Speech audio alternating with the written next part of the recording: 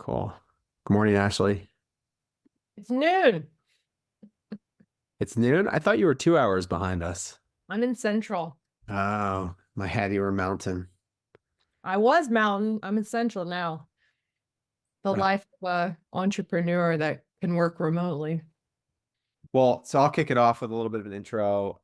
We got introduced from through Camilla from Nimbus, who works with one of our chefs on our platform. And you are what I would call like a shared kitchen, probably maybe the world's most foremost expert in shared kitchens, but you seem to know everything and everyone about shared kitchens, which is a topic that's near and dear to my heart. I actually had a meal prep company about a decade ago, and finding a kitchen was an absolute disaster. This was like before shared kitchens were really a thing. And so I remember begging and pleading with restaurant owners. And eventually I found a small shop, like this really cool shop on the west side of Atlanta that had a test kitchen and that they weren't using. And so I negotiated with them to use the kitchen when they weren't using it. Yeah.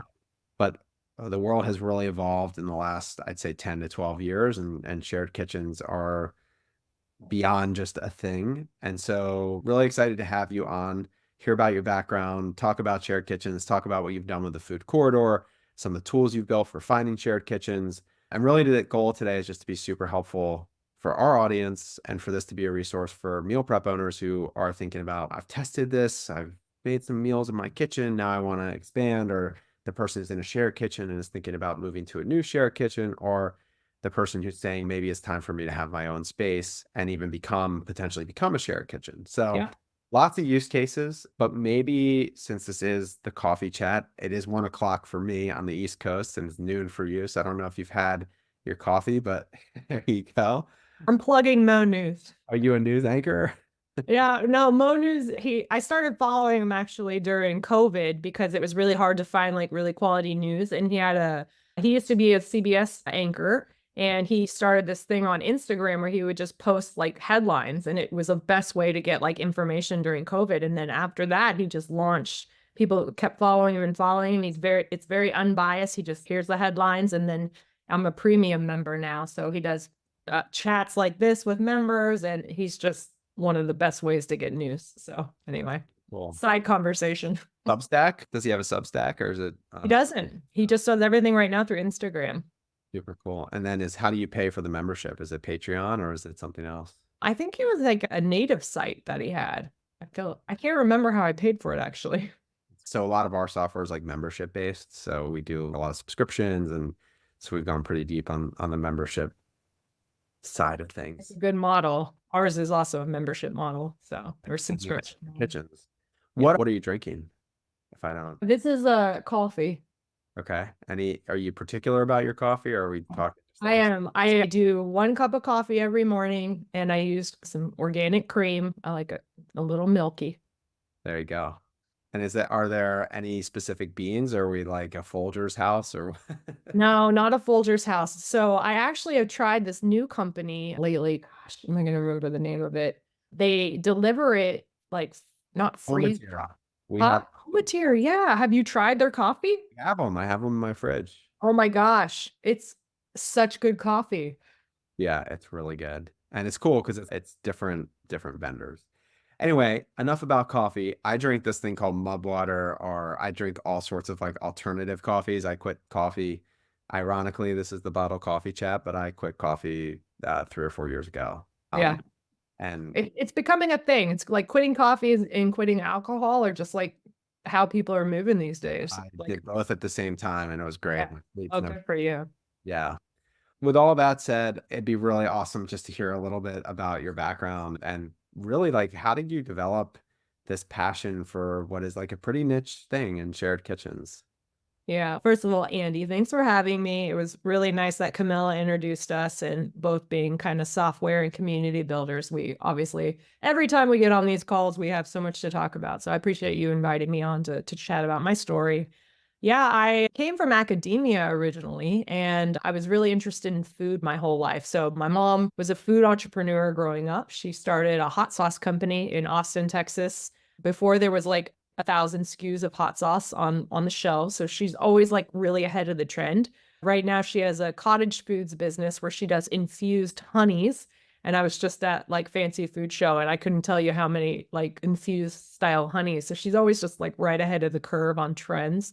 But yeah, she used to make her hot sauce in our home kitchen. And I remember it was habanero sauce and we used to have to wear like swim goggles because the peppers were so spicy, and so you had to wear some goggles around the house when she was making it, but she made it in her home kitchen, and she would sanitize the bottles in the dishwasher, and then we'd get up in the really early in the mornings and sell at the farmer's market. So I kind of had that in my DNA. And then my dad was actually a hardware engineer in Silicon Valley. So he immigrated here in the 70s, early 80s from the Netherlands and was an engineer and landed right in the middle of Silicon Valley, part of some of the first startups that were building the microprocessor chips for the home computer. Food technology is in my DNA in a very intimate way. So it's ironic at this point that I own a food tech company.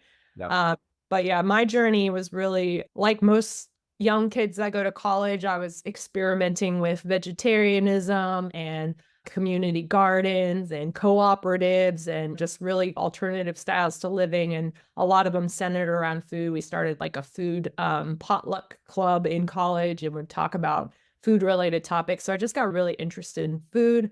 I studied food and nutrition in my undergrad and became a registered dietitian. And then I worked at Meals on Wheels, actually. I was working in community dietetics. So my first job as a career dietitian was as a nutrition service coordinator at Meals on Wheels. And I was helping to develop meals for school age kids. So they did have the meals for the elderly population, but sorry, Yeah. Fix that camera. I was going to tell you. that camera keeps breaking down on me. But yeah, so I was working with underserved populations, and I was struck by how people that had access or that didn't have access to healthy food. And I was like, why is that? And then I started studying more about agriculture policy and why we have certain policies that subsidize us to produce corn sugars and how they show up in all these manufactured foods, and then how low income populations can access those because they're shelf stable, but then they have higher rates of obesity and diabetes. And I'm just, this is also interesting to me. So I ended up going into Tufts University out in Boston and studying food policy to really understand how at a policy level can impact at a community level. And so I studied sustainable food systems in the environment and learned more about agriculture policy and was just really struck.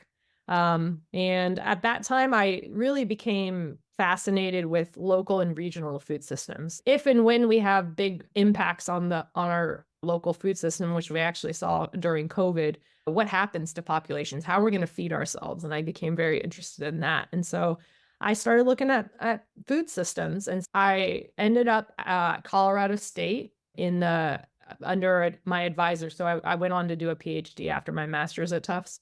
And I studied under Dawn Thilmany McFadden. She's in the ag econ department there. And I picked working under Dawn because she was really looking at local food through an economic lens, meaning that it was what's viable and what's not. So a lot of nonprofit organizations that are doing really meaningful work are dependent largely on large grants. And having worked for nonprofit organizations, when the money runs out, the programs run out. And so it's just really not sustainable. And you're constantly chasing the next funds and changing your programs to fit those grant funds. And it's serving the community, yes, but it's always at the expense of being able to access these funds, which may or may not be there depending on the administration that's there. And just the sustainability of the sustainable food programming to me was just difficult to wrap my head around. And so Dawn was really looking at local and regionalized food systems from this sustainable economic lens. And so I went to work under her. So that brings me to like why food corridor. Because my understanding is that shared kitchens was your focus during your PhD and then food corridor happened, or was it the other way around? Yeah, so I gave the background on this food system stuff because I think it tells you about my journey, which kind of leads to the aha moment, which happened during my PhD program, which is I got invited out to USDA to be on a panel for what are called community food systems grants. They're $300,000 to $400,000 grants that the USDA gives to communities to help localized and regionalized food systems. And so my job on being on the panel was to evaluate these projects, score them, and then advocate them on a panel to see which projects would get funding. And I read all of these applications and I just noticed so many of the projects wanted to build infrastructure. They wanted to build processing and distribution centers for local produce. They wanted to build aggregation and distribution centers for local produce. And I started that same trip. I took Uber. I took my first Uber for the first time. And I also stayed in an Airbnb on that trip. And so I'm like reading these things where they want to build infrastructure. And I'm having this moment where, a car that I don't own pulls up in front of me. I get in it. I use it. I get what I need out of it. And the person that owns it is making money on their asset. By the way, like taking your first Uber was one of the coolest experiences of iPhone tech. I remember the first time sitting in New York in my apartment. This is again dating me, about 2013, and pressing I hear you. and watching the car show up, and like the car's there, and I didn't have to hail a taxi, and like I'm gonna get in this car, and it's gonna drive me somewhere. This is amazing. Yeah, especially after we've been told our whole lives not to get in a car with strangers, It's wild. and then not having to pull out a payment method at the end either. That was like probably the best part. Yeah. This is again, that to me, that experience was where I had my aha moment for Food Corridor, where it was like, all right, I'm evaluating these projects, and what I'm realizing is access to infrastructure is becoming more valuable than ownership in some ways, or can be. So if I borrow your resource or use your resource, I get what I need out of it, but I don't have to take off all the risk. And so I was thinking, where can we apply this in food systems? How can we make the invisible visible? And so I started thinking about like where in the food system, cold storage, trucking. I'm thinking about all the areas. And I landed on the shared kitchen as a method that existed. So commissary kitchens did exist, not in the way they do so much today. But there was sharing economy happening. And so I came back from that trip and I asked Dawn, my PhD advisor, if I can completely change my dissertation to focus on this idea of the sharing economy in the food system. And I basically built a whole research program around linking up underutilized commercial kitchen space in Northern Colorado with food entrepreneurs that needed access. And I built a form on a website that was just a lo-fi version of Food Corridor where I was manually matching up the assets with the entrepreneurs, taking in intake forms, and then I followed them for a certain amount of time and wrote case studies on each of them. So I had a church kitchen, I had an underutilized bakery, I had a school kitchen, like a district school kitchen that I had a marshmallow company that was making marshmallows in the school kitchen. I think I had a church kitchen, and then I had a traditional commissary as well. And so I wrote up case studies on all of matching these folks up, making the invisible visible to all of these entrepreneurs. And So when you were doing these early days testing, were you going and finding the church that had the capacity, or do you just know, like, or were they listing like we have capacity, or how are you finding that? Because I think that actually no, might be interesting for some of our entrepreneurs who are thinking like your mom, like, how do I go from A to B, then maybe C? Maybe there's an intermediary here that's actually go find a space that's not a commercial kitchen because it might be cheaper. So I'm curious, like, how did you find those spaces? And yeah. As you probably know, that kind of exists in an underground economy, right? It's if you do own a restaurant kitchen or a bakery, you were talking about the phases of a business is you might end up needing a kitchen more of the time. So you invest in your own kitchen, but you're not using it all the time. So you have this underutilized capacity. So there's a lot of this underutilized slack in the system.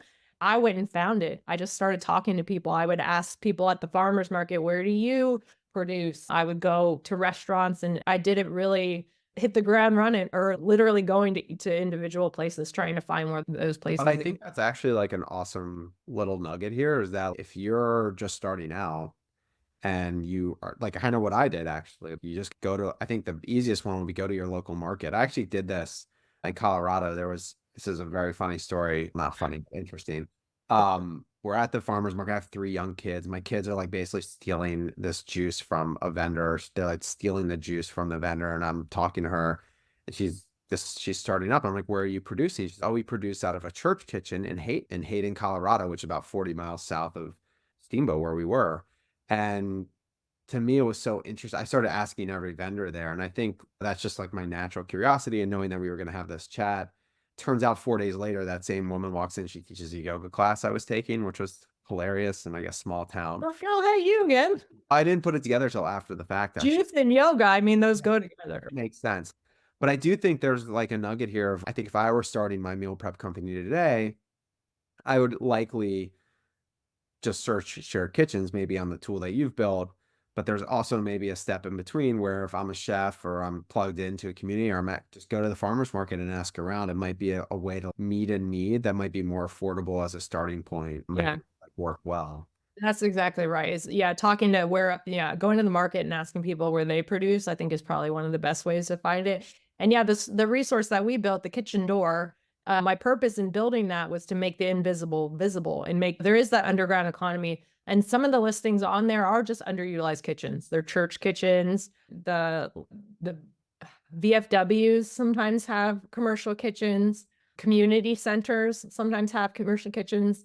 Fairgrounds often have commercial kitchens. So there's all these depending, you could be rural or urban depending on where you are, but they're licensed commercial kitchens are everywhere. They're ubiquitous because we need them. I'm making ready to go meals. I'm curious, you mentioned licensing. What is the licensing? What kind of licensing should I look for? What kind of license? Do you have a sense of what kind of licensing in Yeah. general? Yeah, so each community is a little different. Each state is regulated a little different, but and many states are trying to move towards making it easier for people to start foods. In some states, they have home food laws that are allowing for micro home kitchens to be able to sell direct to consumer. Those only exist in a couple states right now. So those only exist in California. And even at that level, the law is passed at the state level, but is implemented at the local level. So the local health department has the authority to whether to implement those laws or not. So not every community in California has started regulating those home kitchens. I think LA is supposed to start doing it in a couple months, and there's a couple areas of San Diego that allow it. So you need to check your local license, check the local health department to find out what you need. As far as a license, you need a business license. You need an LLC or a sole proprietorship just for your own business. Obviously, to separate out your business from your personal assets, it's a safe protect yourself. I think that's actually a really important point that our vendors should all know is that like you actually do need like it's very important, and this is something I learned. You need to have that separate LLC, and you probably want some insurance. Yes. You're dealing with food, you just never know. And so there's also the insurance piece.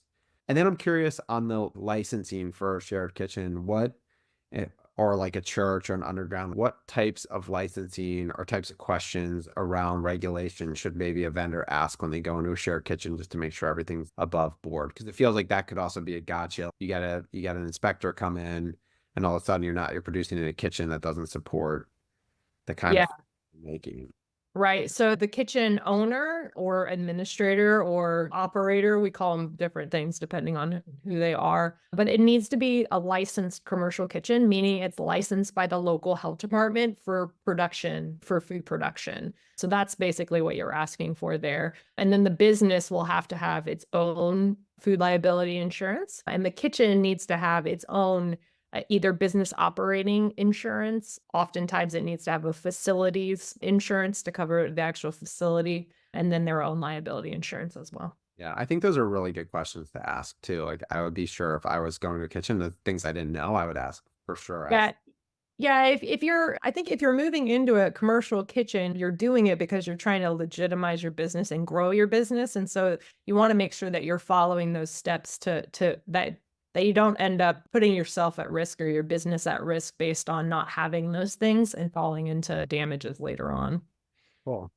And then I'm curious to look at a macro level if you have a view on like where shared kitchens are today. Obviously, Travis Kalanick, speaking of Uber, he has cloud kitchens. I think that's mainly for the on-demand folks. What is like the space today and how does that fit into the health of sustainable local food systems? Most of the vendors on our platform are local. Yeah, yeah.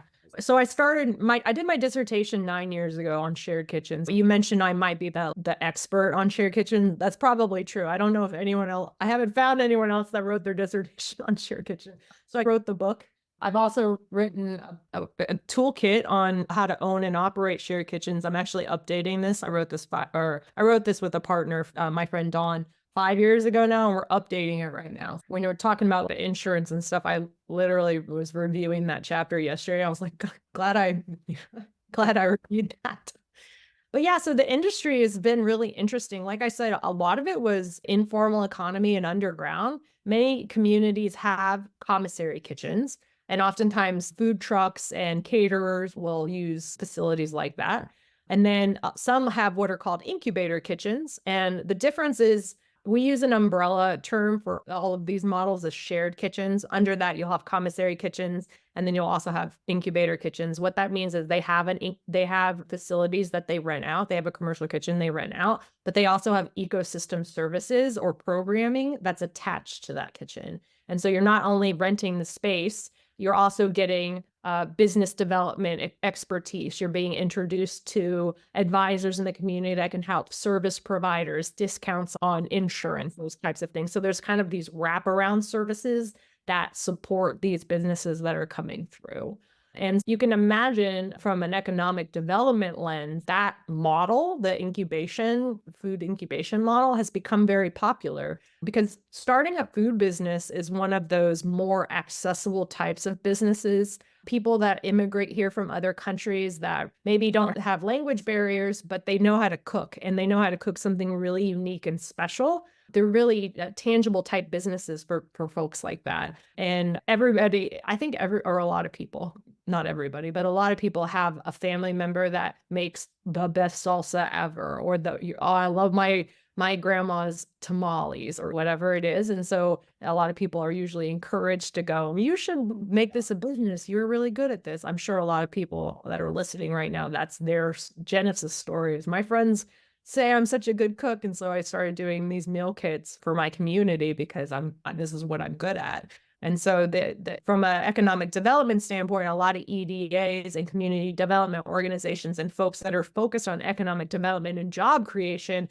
have thought about food as a vehicle for creating economic development. And so incubator kitchens are starting to pop up even more and more in many of the cities and in rural areas all over the US.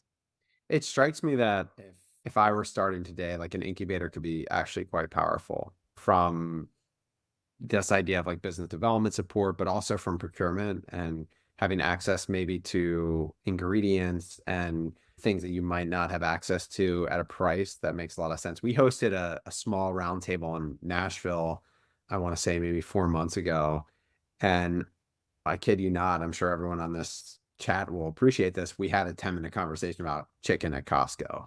Yeah. Because I guess during the pandemic, especially, there was this massive increase in the price of chicken, and you could really only get like affordable chicken at Costco. And so I think one of the things that's super interesting to think about is like something that, is important for anyone in the food business is quality of ingredient and then cost of ingredient. And managing those two is really challenging. So the advantages of getting access to suppliers that are delivering to an incubator feel really strong. What would you say most major cities have incubators at this point and have those types of setups, or is it hit or miss, or how? Hit or miss. On the kitchen door, we have listings, and most of the cities have at least 20 different listings of types of kitchens. Not all of those are incubators. No. San Francisco has a really famous incubator called La Cocina. They're actually a sponsor of our event and going to be speaking about incubation services at our Share Kitchen Summit this November.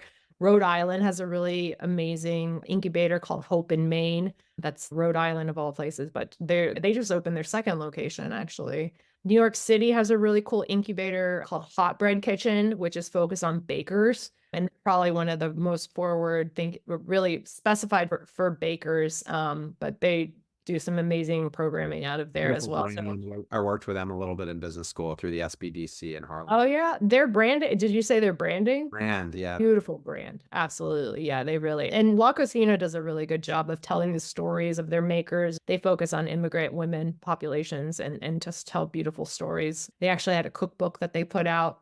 Very cool organization. Yeah, not every community has an incubator, but I would say that most shared kitchens, when they open, they don't realize it, but they end up becoming a little bit of an incubator because When you have a most food business people or people that want to start a food business are creatives first. They're artists, they're chefs, right? Largely. They're not so much business people. And so these people show up at the door at a shared kitchen and they're like, I have this my friends like my salsa. I want to start making salsa. And then the kitchen looks at them like, all right, fill out this form. And they ask them, do you have a business plan? What hours do you need? How much are you producing? Where are you selling? And then all of a sudden, this glazed over look happens. Do you have a business license? Do you have food liability insurance? Have you have talked to the health department? And it's like all of a sudden the reckoning comes where it's, oh, if I want to start a business, I actually have to start a business, not just cook salsa or not just cook my food. And so by default, many of these kitchens, if they want this person to come use their service, their kitchen, they actually have to help them get over that hump and help them figure out how to become shared kitchen ready, is how we talk about it. So we've built onboarding flows and tools in our software to really help that relationship happen faster, because the faster the food business can start running from the kitchen, obviously the faster the kitchen starts getting the revenue and the faster that person can start up their business. And so I would say that even if a kitchen isn't a formal incubator, many of them are become default or like are incubators just because the customer development that is required becomes an incubation service in a sense. Does that make sense? That does make sense. And I'm curious, you mentioned the process of making sure you have all your ducks in a row from the legal side.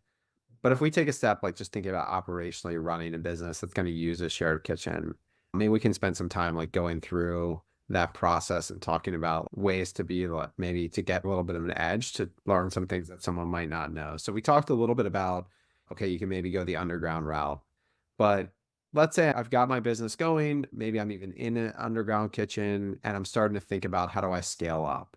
So maybe I'm going to go to an incubator, but I don't like, what are some of the things that, as I think about like, how do I optimize my production? Many of our vendors only produce 2 to 4 days a week at most. So they don't need to own their own kitchen space. But what are some of the things from a cost perspective as I'm going out and looking for a shared kitchen I might be thinking about? Because I can imagine it might actually look like one space is cheaper than the other and space is space.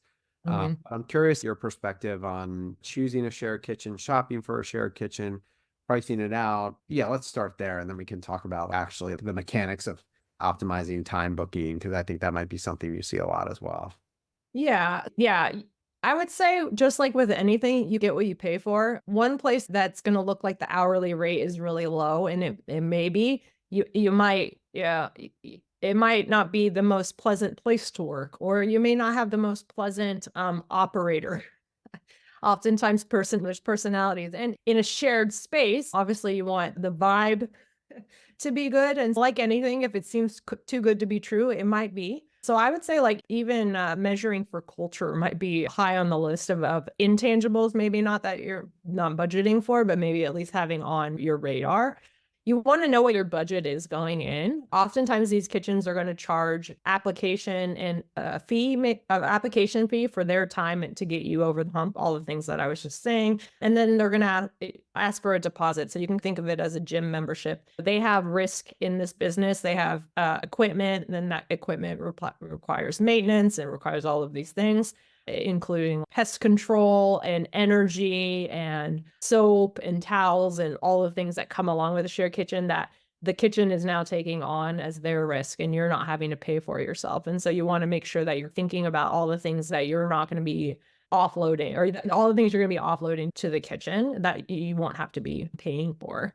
And so, yeah, and then the way a lot of the kitchens work, and there's two different schools of thought and there's two different models. Many of them have moved to a prepay model where you're prepaying for a set amount of hours in the kitchen, and then you're scheduling time on the calendar as that calendar month goes. So you want to have an idea of how many hours per month you're going to use so that you can pick the right package that works for you. And then you can obviously scale into bigger packages as you go, but oftentimes the kitchen administrator will give you discounts on committing to a certain amount of hours in the kitchen. And like I said, you prepay. And that's a really common model. Some of them also offer a little bit more flexible model, which is pay as you go, where you book, maybe you're booking here and there, seasonal workers, things like that, that will book as the week goes on, and then they pay the day of the day that they use the kitchen, and they're paying as they go.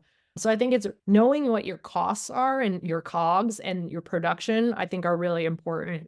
You want to have those things dialed in. And I think a lot of the time you're using the kitchen to start dialing those things in. So having a really flexible plan in the beginning so that you can learn how you're going to scale, how you're going to work in the kitchen, how much time you're going to need to do production. Because when you're moving from a home kitchen or a small space and you're getting more space, you're obviously can start filling more demand. You can start scaling up your recipes and stuff, but you have to give it a little bit of time to adjust because there's a lot of things that happen in that jump that you're going to have to learn and adjust to.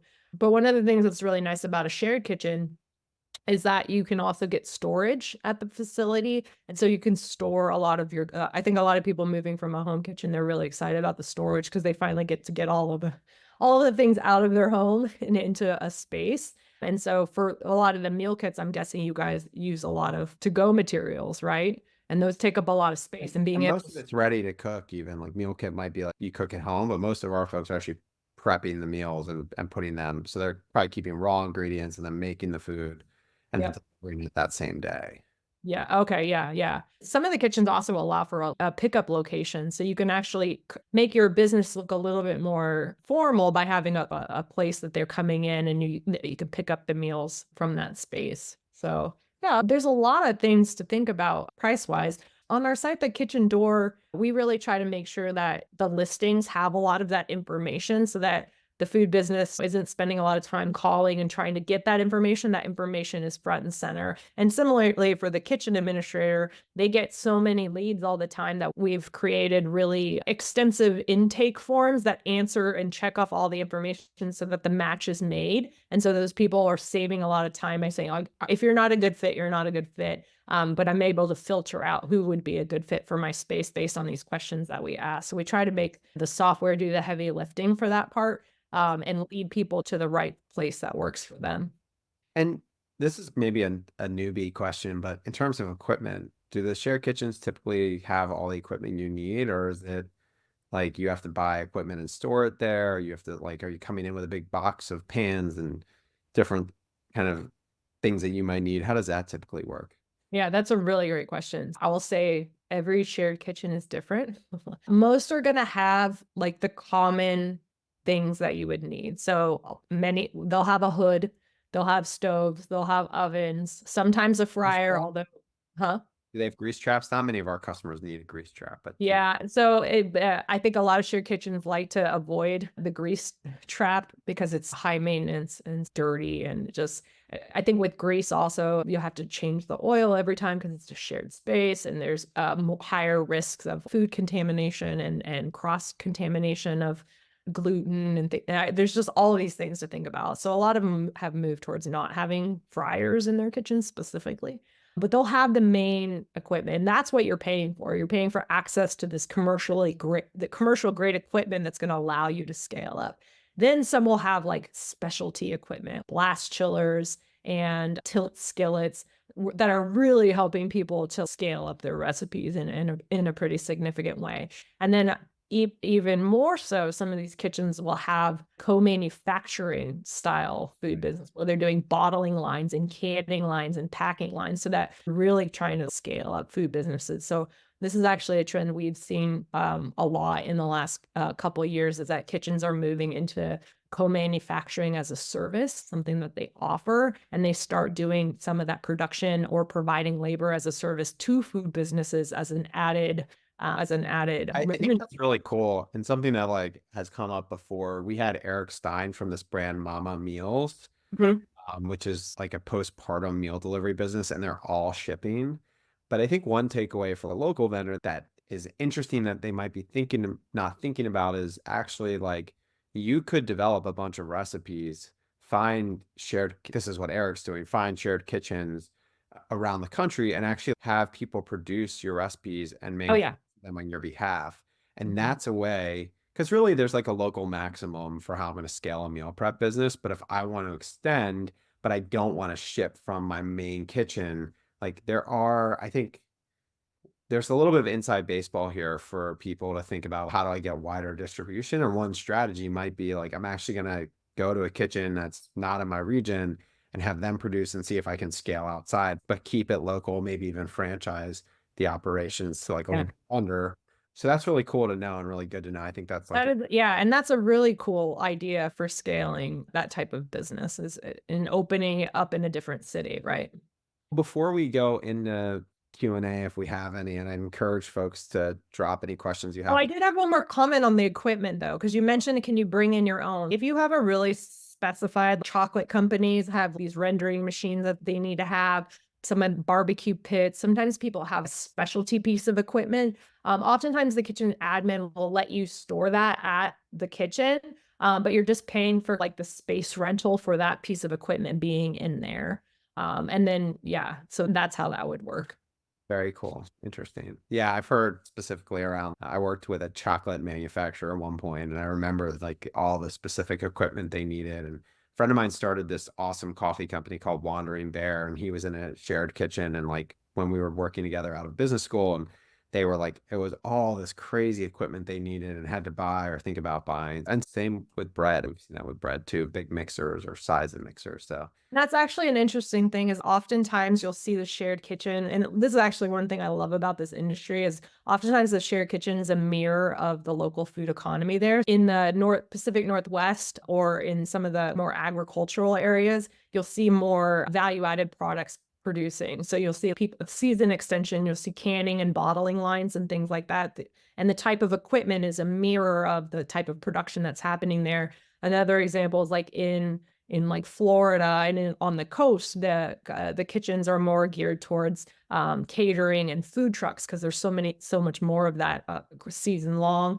And then some kitchens will be specific to a type of food business. So bakery type, that type of equipment is so much different than what you would need in a typical commissary kitchen. And so you'll see a shared kitchen that's focused on bakery serving, or they have a bake room, bake house with the proofers and the dough sheeters and everything. So that specialized equipment is geared towards that type of production. So maybe we need some meal prep shared kitchens. that would be cool. I can imagine like all the needs of packing and prepping, and there's some real like table needs when, especially once you start to scale up. That's Well, actually interesting you say that because, like, in our kitchens, we allow people to set up calendars for different spaces, and different spaces cost different things. So, if you're in the bake shop, for instance, it might be $40 an hour, but that's because you're accessing the dough sheeter and the proofer and that high end equipment. But if you're just packing, maybe you have a packing room, and maybe that's $20 an hour, or $15 an hour, so that people can actually be renting in the type of infrastructure that they need, and that price is scaled based on the type of access that they're getting at that point. It's something to talk about with a share kitchen owner about what they need during the specific type of production or the part of production that they're in at yeah, that. I think that's the right insight. We're almost out of time, and I do want to allow for questions. I know it's flown by. But I think I want to turn the table. We have a number of vendors who, on the other side, have scaled up, Yeah. and they've gotten to the point where they basically now have their own kitchen space. And I'm curious, like, what you've seen on the flip side. Like, how can I, like, and I don't know if this has occurred to people, but how do I take a space that I now either lease, but it's mine, and I built on a build out, or that I actually might own the building?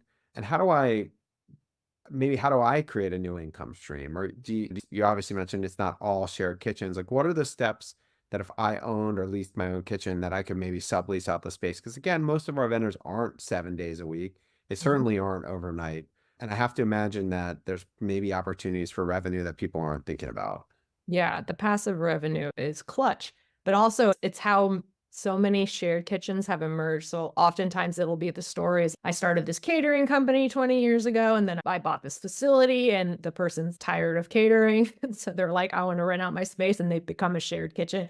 Or they rent it out in their off time. So the things you want to think about: talk to your health department, make sure that you are legally licensed to be able to bring in another tenant. You can do it like a sub tenant sort of relationship.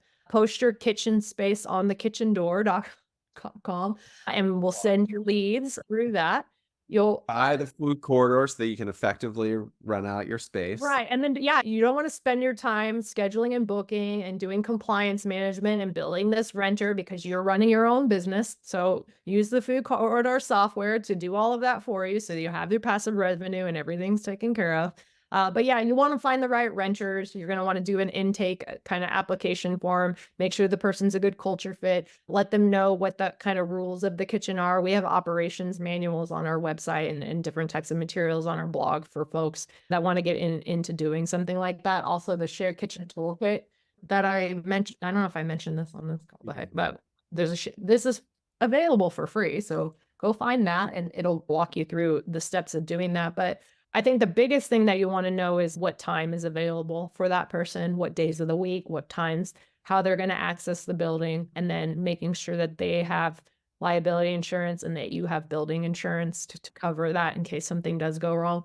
I know we don't like to always think about what could go wrong, but it is your business, so you wanna be very specific and intentional about doing that and formalizing it as much as you can. And then Uh what do you see for revenue opportunity? Like we didn't talk about this, but I think it'd be good to know maybe a range of pricing of what on either those monthly packages or, and I think like my 2 cents would be like, I would totally only sell a monthly package. Like if I were starting a share kitchen, it's I just think easier. on the flip side, it definitely is easier. And I think it's harder for maybe the vendor at first, but also might force you to make a hard decision and think through what you need. So it could be advantageous. But yeah, what do you typically see on pricing and how does that work? And from like the Yeah. renting from a church all the way up to the Nimbuses of the world and the high end. Yeah, national rates run between $25 an hour and $40 an hour, and that depends on all of the things, all of what equipment you're getting, location, density, is it an urban population or a rural population? So that's a pretty wide range, but it's usually $25 to $40 an hour. And then the monthly plans can range depending on how much time you're committing to, from $400 a month up to $2,000 a month, depending on like the amount of time that you're needing in that kitchen. So those are the ranges. Those are big ranges though, right? Yeah, that's crazy. That's cool. I'm going to pause and open it up for any questions. If anyone has questions about if licensing or ending up in a shared kitchen or anything else. I do have a few more questions, so we don't have to do Q&A, but I figured I'd open it up and see so we can pause for a minute and then if no one has a question, we can wrap up with one more thought I have. If you need a if you ever need a tool tip on Q&A, it's in that bottom on that bottom bar, you just hit that little question mark and it should pop up a little box and you can throw in your question. There's a little okay, cool. I don't no one's answered. So maybe our last while people might be dreaming up their questions here. I think one thing we've been talking a lot about and that's been so exciting for us at Bottle is we really are our number one goal this year is to build community. But that's mostly virtual. It's mostly through doing things like this and writing a newsletter and eventually probably opening up a Facebook type group. I'm curious what we see a little bit of community in the shared kitchens, but are you seeing kind of community building in the shared kitchens? Is there an opportunity there? Like how does that work? And then on the flip side, what do you do if a competitor's in the same shared kitchen as you? We see that a lot too. Oh, so you mean community at the shared kitchen level, not I thought so I was immediately thinking we have a community called the Network for Incubator and Commissary Kitchens, which is a community of shared kitchen owners and operators, that we facilitate, and then we put on events like the Shared Kitchen Summit and try to, build community around that community. But yes, in the actual shared kitchens, some of the operators are very intentional about building community and getting people to work together. And you had mentioned joint purchasing agreements where people are going in. If, oh, I need to buy jars or I need to buy this, that we can do bulk purchasing so that we bring down costs. With the food trucks or caterers, they'll have lists of caterers or lists of producers that can be used to give to for events in the city. If people are looking for a catering list of available caterers, they promote those food businesses in a lot of ways or those food trucks that are available for events. I think a lot of them do a lot around community. And when you're in a shared space, some of that community is built just intentionally because you're working so closely. We see a lot of people we'll do pop-ups and they'll partner, different chefs will partner and highlight each other's products. I I know a think lot that's like, really cool, the partnership angle. I think like if I were in a shared kitchen, I'd be thinking about like who's the coolest vendor here and how can I do like a cool partnership maybe. We had a Yeah, donor on the platform, and she did a coffee chat, and she's these awesome partnerships in New York, and it was like the coolest thing. And her Instagram would just explode because these wild partnerships. And I wonder, that seems actually like a key advantage. And I see it a little bit, but I think maybe there's more of an opportunity for people to actually like financially tie, not only to learn and network, but to financially tie yourself to someone else and cross promote audiences, kind of like what we're doing here. It's like, how can you absolutely. how can you like find ways to expand your audience? Yeah, I And think like highlighting somebody's product in your product and doing like a little like, oh, this salsa company in this kitchen, I'm going to use it in my chicken meal or something like that. I think those types of collabs are just exactly that's part of the special value of being in a shared kitchen. So leveraging that opportunity, I think, is a huge creative opportunity. super cool. Hannah, who actually is one of our customers, has a question, and I know she's in a shared kitchen space because she's been kind enough to refer some people who are in her shared kitchen to us. Nice. Um, and I know she's growing, and her question really has to do with, when do you decide to leave a shared kitchen and find your own space? And I'll add, she also said commercial space can be hard to find. How do you find it? Like, how do you find that new space? And so maybe you can walk through the considerations. We talked a little bit about, if you have your space, how to turn it into a shared kitchen, which is, I think, a thought. You go and find a space that could actually not be a revenue stream for you beyond just a place to produce your food. That's one thought, which we talked about. But what are the mechanics of actually going? Okay, what are the considerations leading up to when should you leave a shared kitchen? And then Yeah. what do you think are the considerations of going and finding your own commercial space? Yeah, it's a really interesting question because by default, the goal of a shared kitchen operator is to have somebody scale out of their space. And it's not a normal business model where that's the case. If my goal is to get this person to leave, there comes a friction point with a company that in a shared kitchen that's doing really well, where they start needing more and more. They need more and more time. They need more and more storage. And they're starting to get to a point where the operator can't bring in new businesses because this person's becoming what we call like an anchor tenant. They become the primary user. That's probably when you need to start thinking about finding your own space, I would say. Unless you have a different relationship with the operator and they prefer that you stay in there, and maybe they don't do the shared kitchen thing anymore. You might take over the whole space. That actually would be operationally an option.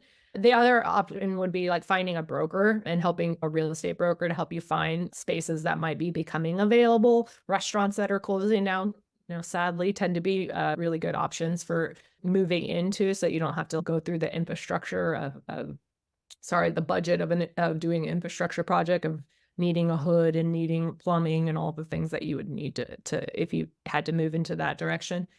You might be able to use your sales to finance something like that. I would definitely talk to a lender because that might help you secure some of the thinking that you need to have if you do need to finance your own building.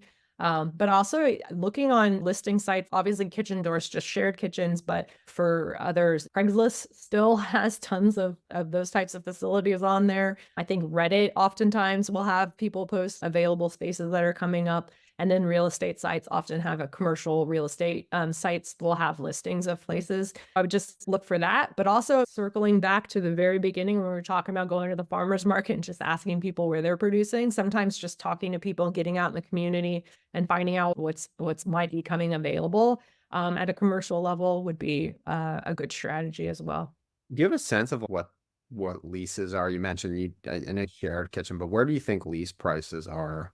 Um, and like Um, what's my, if I'm renting, call it, maybe I'm paying $2,000 a month. What should my expectation be? Or do you have a per square foot idea? I know that might be a little out of your domain, but Yeah, it's a little out of my domain, I would say. And also the industry is so strange right now. Like downtown, I think it largely depends on where you're at. If you want to be in downtown, like prices in downtown areas of any city right now are just like crazy. That's why restaurants are closing down. If they can't afford the lease prices are going up, and restaurants are like, I can't even afford to be in this space anymore. But this has happened in Des Moines. I live in Des Moines, and we have one of my favorite restaurants. They were like, "Oh, our lease, is going up, so we're closing." They just like shutter 2 locations. It's crazy. wow. So I think with your clients, and you don't necessarily need to be in a downtown location, so you can actually find a space that's in a more industrial park or industrial area that's going to be more reasonable for rents, but I don't know. I think it's just going to be different every city. So I don't even know if I could come up with a range, but I'm guessing like $3,500 a Yeah. month would be like my, if I, That's like that would be a great price. Maybe I'm biased to Atlanta. I also think that there's like a math, like just a pure spreadsheet exercise here, Hannah, that you got to do of what's the advantage? What do you have to buy? What's the build out look like? Is it already built out? What equipment are you really need to think through every line item of what the cost is going to be. And then I would say, what's the advantage of going to a new space? Am I going to increase my production? Do I know that I have demand to increase production?